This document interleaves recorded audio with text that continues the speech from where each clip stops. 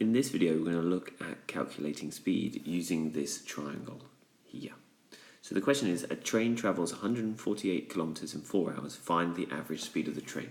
So the first thing to write down is what information we have. So we know the distance is 148 kilometers. We know the time is 4 hours. And we don't know the speed. That's what we need to work out. So the one we need to work out, we cover up in this triangle.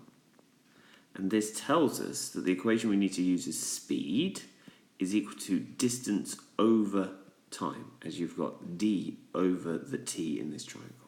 So I've got my equation. Let's substitute in the values. D is 148 and t is 4.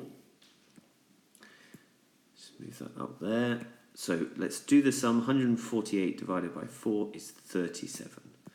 Last thing I need to do is just check what the units is. So it's got kilometers and hours. So our speed is kilometers